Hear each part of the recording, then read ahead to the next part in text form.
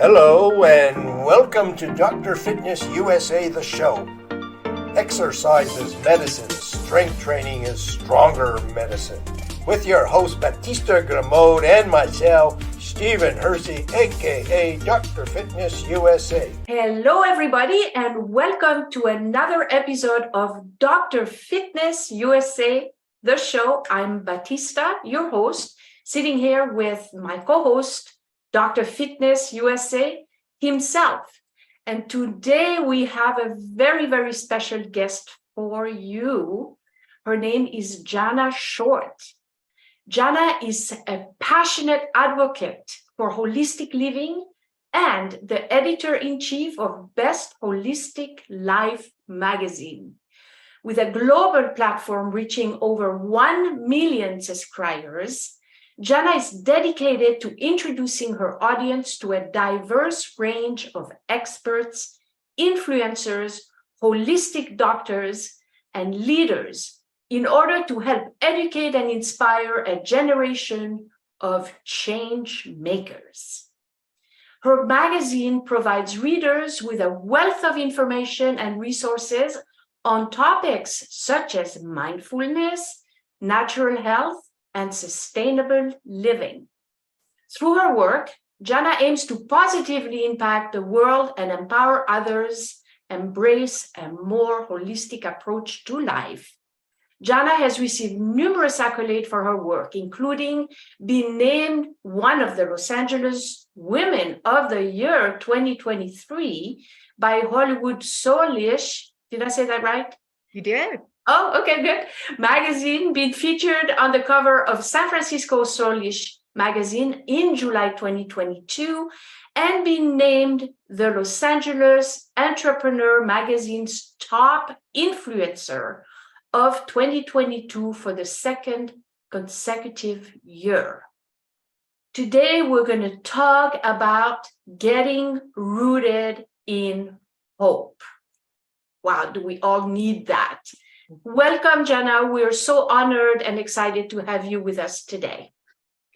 Thank you, Batista, for that beautiful introduction.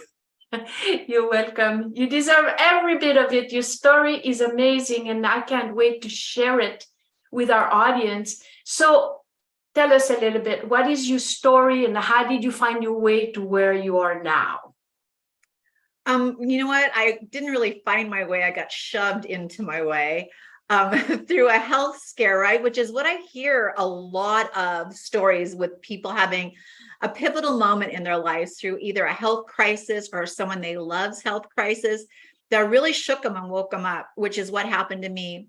So I have a pharmaceutical background in my family. My husband's a doctor. Both my daughters were in med school.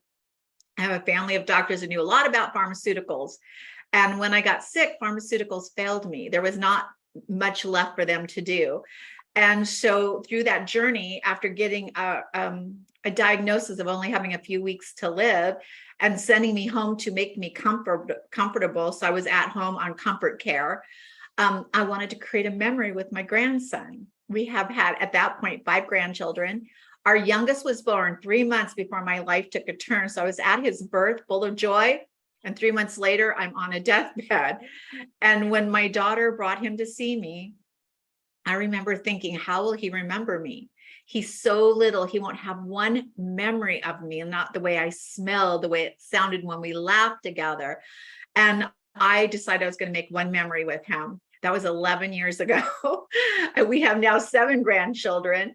And it was 11 years of me finding a way to create a memory in the current diagnosis. By the way, I want everyone to understand that I didn't get cured. I still live in the same diagnosis, the exact same diagnosis, except for now I thrive in it. So I don't even call myself a survivor. I call myself a thriver, because I'm assuming someday this will get me, like something always does. But right now, today, I'm thriving. And so I typed in the words onto my keyboard in my deathbed: desperate for health answers, searching for holistic options. And this whole world opened up to me with all kinds of information that I had never heard of: breath work, meditation, mindset, right? yoga, all this incredible stuff that I was like, what is this? This is just for woo-woo people. It changed my world. And when it did, and those days went past my 3-4 week limit and kept going, I wanted to know why. Why do I look in this diagnosis and feel healthier than I've ever felt in my life?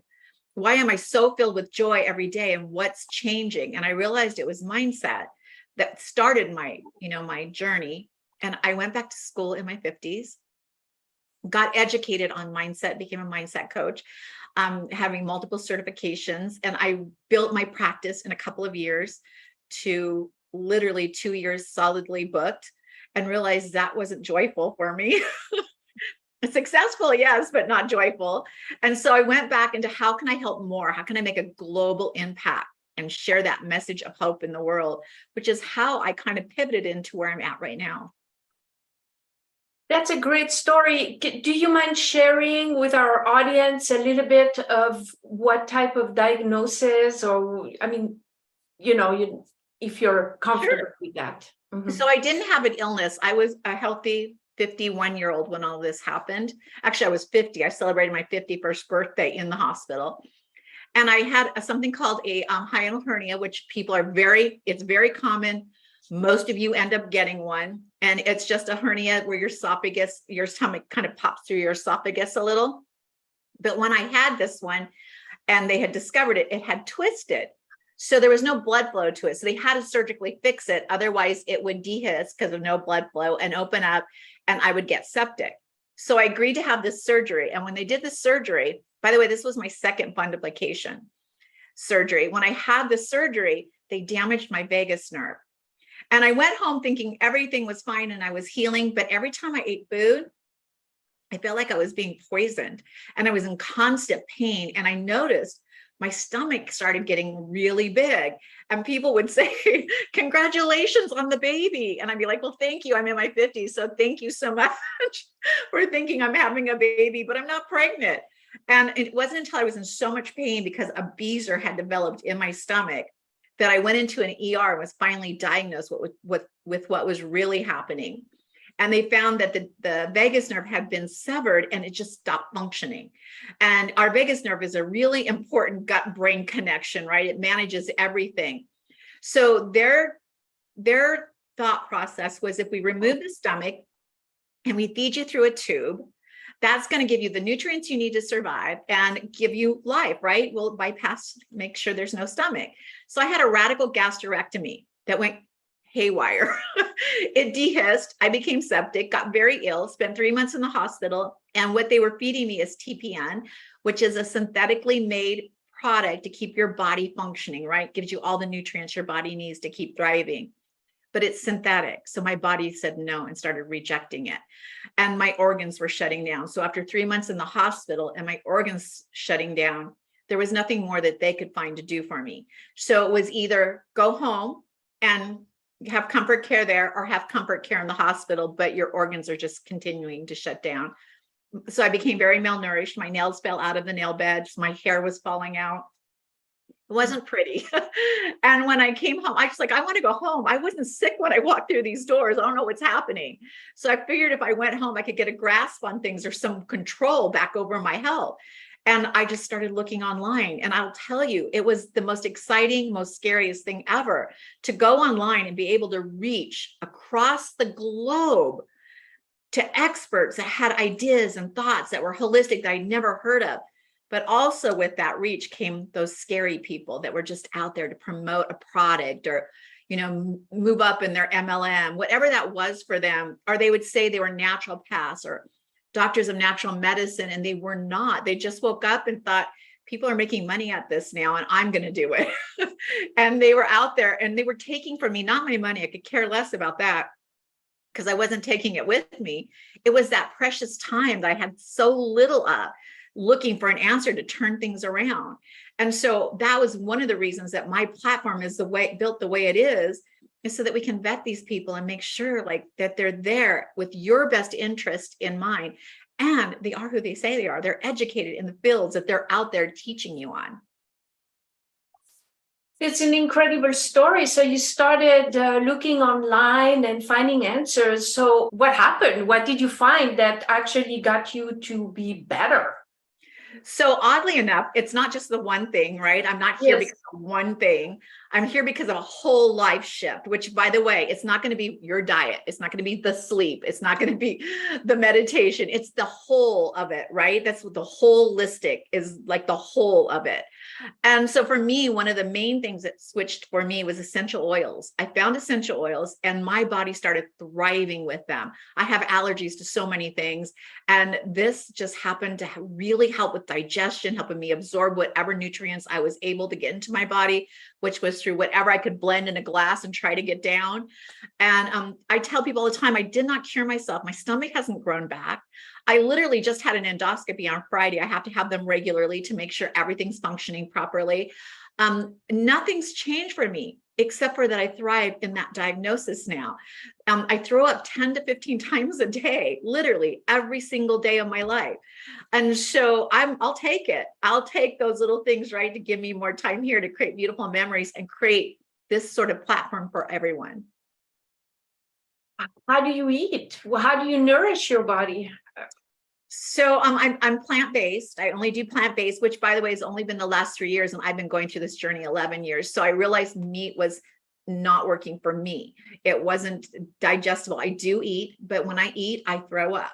I throw up again multiple times a day. So most of my food or nourishment comes through drinks, right? A lot of supplements, of course, but if they're pill form, I don't take them. I take anything that will dissolve very quickly and absorb very quickly. But when you get to absorb very quickly, you have to be super careful, because anything that has a little teeny bit of sugar, like if I drank a soda, I would have something that they call dumping syndrome. I would immediately get sick. It's like getting the meat sweats after eating a big piece of meat. You get so sick immediately. So I have to be super careful about what I put in liquid form. And I started gaining weight, which, by the way, at the beginning was a really good thing for me because I had gotten so thin. But I'm like, why? Be careful. When you guys start doing those beautiful protein drinks or juices, be very careful about what's in them, because they are usually packed with sugar, because fruits and veggies and stuff like that do have a lot of sugars. So I'm super careful that I'm not drinking, 2,000 calories in one drink. But I do a lot of, like I have one today, like it's full of powders and stuff to help give my body what it needs to give me energy for the day. And Batista, you and I've talked before. This is the energy I have every day. Like I am so full of energy that I'm super grateful for the fact that now that I'm eating cleaner, I actually have more energy. It's a fascinating story, because one is you defy your age and appearance, and your positivity in the face of agony is interesting, how you're able to change your mindset on that.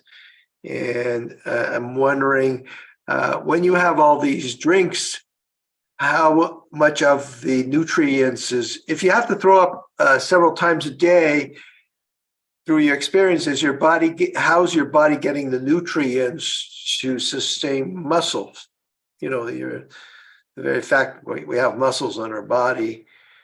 And in that sense, do you exercise at all? So I do exercise, but I'm not an exercise enthusiast, right? So I walk, I do resistant weights.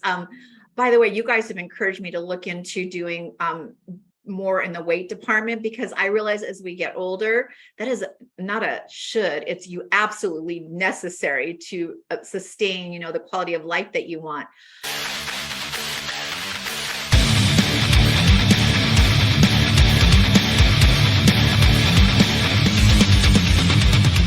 Dr. Fitness USA's vision is to create a stronger, healthier society of people enjoying vibrant health, unshakable self-confidence, and a sculpted body they'll fall in love with. Our custom-tailored formulas act as the GPS to your ultimate transformation, so you can reach your destination faster and safer without injury. The Feminine Body Design program teaches a woman the art of strength training from a female perspective and helps her achieve the feminine physique she always dreamed of having. The Design Formula program teaches men to achieve a sculpted manly physique without injuries. Seniors can tap into the fountain of youth get a new lease on life, rebuild their strength, and eliminate aches and pains.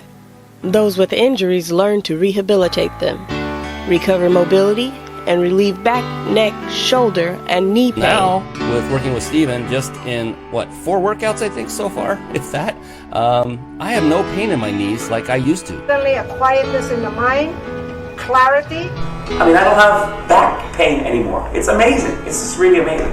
I'm Bernie Dorman. I'm founder and chairman of CEO Space International, and I so endorse Dr. Fitness for leaders to have better lives. He does the inside and the outside to make sure you're the best leader you can ever be. And yesterday was already too late to say yes.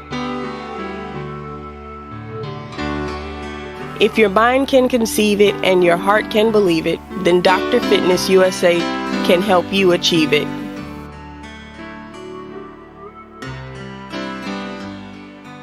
It has affected my bones having this issue. I have massive osteoporosis where I get something called Remax or something. I can't remember what it is, but it's an infusion once a year that helps pull calcium out of your blood cells into your bone because it's that bad. But there are certain things that my body has absolutely suffered from because of not being able to get proper nutrients. I do have like a whole blood work panel done monthly to keep on top of it. I do go get IVs a lot of times that will give me nutrients that I can't ingest. So there are a lot of things that I have to do to sustain, living a good quality of life. And there are days that I feel like somebody opened the faucet and let it all out, and I have to rebuild from there. Amazing. So one question I could bring up is, how does your significant other cope with it all? So my significant other is my rock. I'm telling you, he's the most amazing human being in the world, but he's also in the medical practice. When I say that, he's a veterinarian, so he loves animals and works with animals, but it's not that he doesn't know anything about my anatomy and how it works. So he's been very helpful maneuvering, especially at the beginning of this, being my advocate and maneuvering when I got online and started looking. Again, there's a lot of people out there that are just looking to increase their income, and they don't really have a background in what they're selling. And when you're sick, like I was, and desperate, you want to believe anything. You'll try anything. I tell people all the time, if someone said get live chickens and every morning go get fresh chicken poo and rub it on your face and let it sit all day, I would have done that. That's how desperately I wanted to create this memory with my grandson.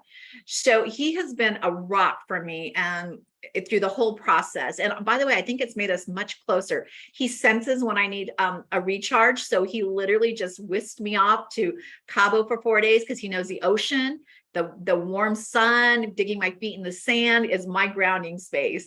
And we went there for like 3 days. It was just a quick trip so that I could get grounded again and come back and start again.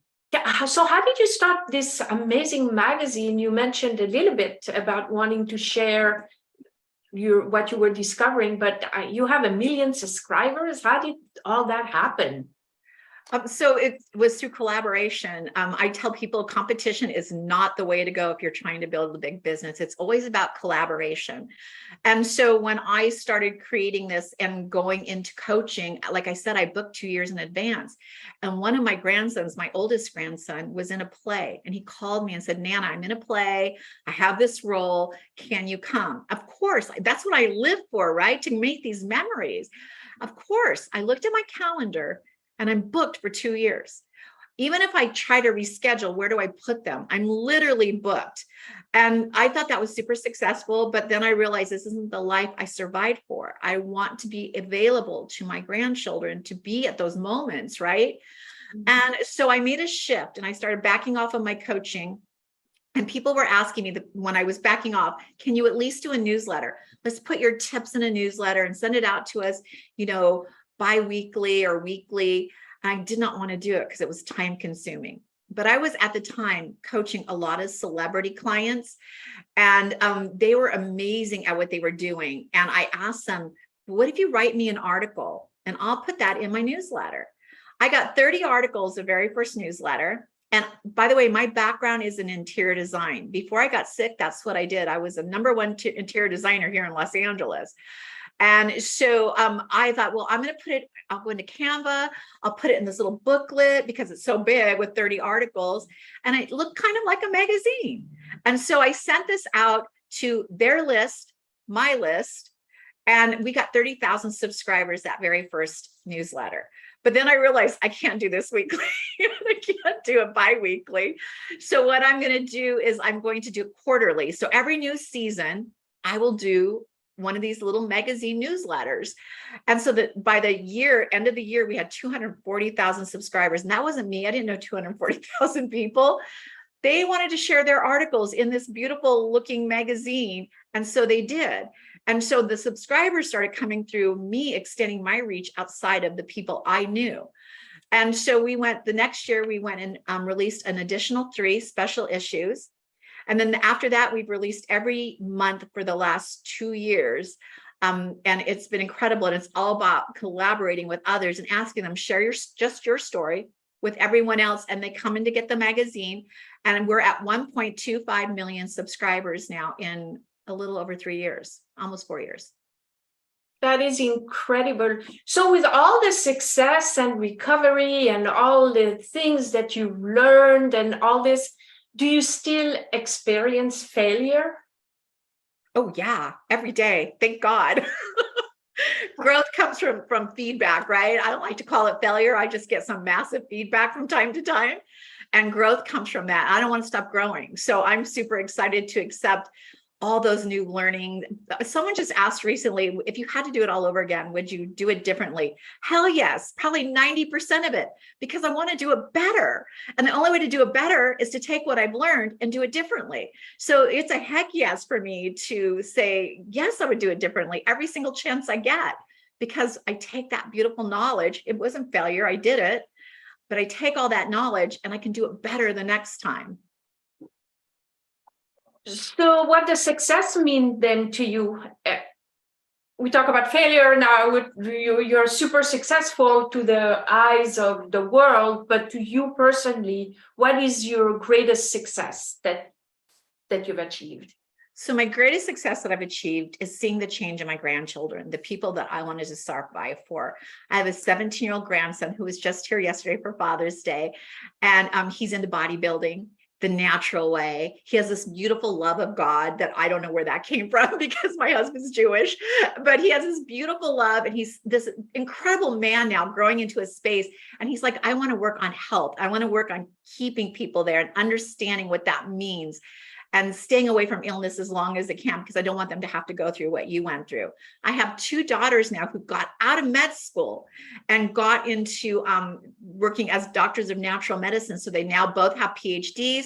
They both have their their work as doctors of natural medicine.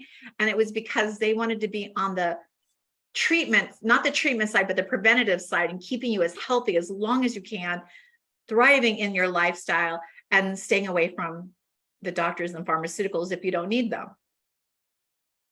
So let's see. So how does one become a massive influencer? Wow. Some people think that's numbers, right? The more people you have following you, the more massive of an influence you are. But I will tell you this, if you're a mom, you're already an influencer, and you're influencing the lives of those beautiful people you brought into the world. If you're a sister or a daughter or a friend, you're already an influencer.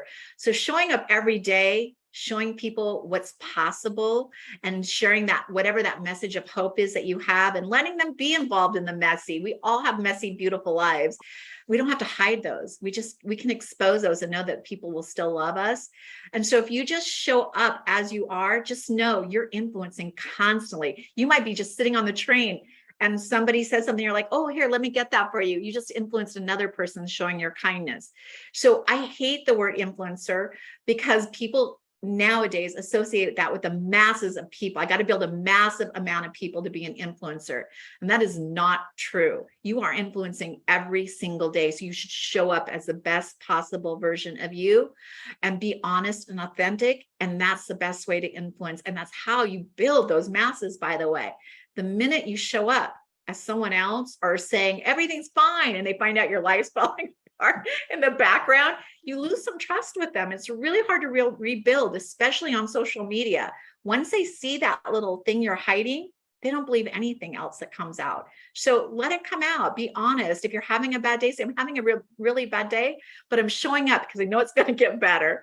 So just show up as your authentic self. You are influencing constantly, whether you know it or not. Great answer. I love that answer. So why our story matters? Wow, my story is my whole platform, even the ugly parts of my story. But I have a podcast as well, and it's called Oh My Health, There Is Hope. I wrote a book called Oh My Health, There Is Hope, and I cheated again. I couldn't write a whole book. I was asked to write my story. I wrote about it. I cried. I laughed. I went through all the experiences. And when I was finished, I had like a really good chapter. That was it. But I had heard all these beautiful stories from others. And so I reached out to them and said, would you love to put a chapter in my book, just sharing your story? And so when we put this book out, it became a bestseller in a week. And a week after that went to international bestseller. And it stayed there for a while. And so it was really important for me to understand that it wasn't just me. The power in our stories and us sharing that, literally, I call it letting out heartbeats, right? I share my story and my journey, the dark parts, the scary parts, the parts where I felt hopeless and desperate. But here I sit in front of you today with this joy and hope filled and all these things happening because I went through that journey. And when I share that with someone else, it's like this heartbeat message that goes out and connects with them and gives them the ability to find hope in their journey. So sharing your story is the most important thing. It's your brand.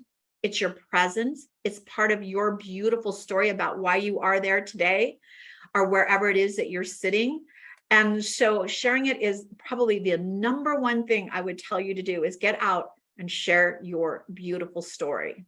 Don't be your story, by the way. I don't live in my illness. I want people to make sure that you don't live in the victim space. You don't live in the illness place. You don't live in that dark part of the story or that hopeless part of the story. You use that story when you're sharing it to show that you climbed the mountain, you got to the top, and maybe you fell and had to go another one and fell and had to go another one. But that's the beauty of being alive and sharing your journey and going through it, right? And going through it with others. So definitely share your journey, but don't let that story, my story is not who I am today, and it's not my life. It's part of the journey. Mm-hmm. Wow, we covered a lot of things. What I like to ask you is, how would you summarize what are your 3 takeaways? Like, can you give 3 things that summarizes what you would want to leave our audience with? The number one thing that I would love to leave you with is that self-care isn't selfish. It's the most selfless thing you can do. Scheduling time for yourself every day if you need to, and doing what you need to grow and thrive and be the best you. It is not, especially as a mom, you're wearing all the hats, right? I was a mom of 4. I understand being the taxi driver, the referee, the coach, all the things, and then still trying to find time for myself. But finding time for yourself, doing something that helps you, and that self-care is the number one thing. You cannot pour from an empty cup. And I know that is said a lot, but it's true. And you will break down, you will start to get sick, and you will not be able to raise beautiful, thriving children or have friends around you that understand. And I honestly think that self-care, when your kids see you taking the time, this is mommy's time. This is my time to do something that makes me happy, teaches them to do the same thing for themselves, and they don't have to feel like it's selfish. So self-care is the number one thing I would say. The second thing I would tell you is to just be authentic and share your story. Share your story, no matter how ugly it may seem to you, how dark it may seem, or how hopeless it may seem. If you're sharing it, you're probably already through it. And if you're already through it, that means you're onto something more beautiful and you've gotten through it. So now you have the skills to maybe help someone else through it. And the third thing I would tell you to do is, if you're on social media, receive everything with love, even the things that maybe want us to respond in not such a positive way. Receive it with love. I have a few clients who are very big influencers, meaning number wise, and they will get hundreds of likes and beautiful comments, and they'll get one and they'll call me obsessing over the one. And I'm like, why can't you see the hundreds of the positive?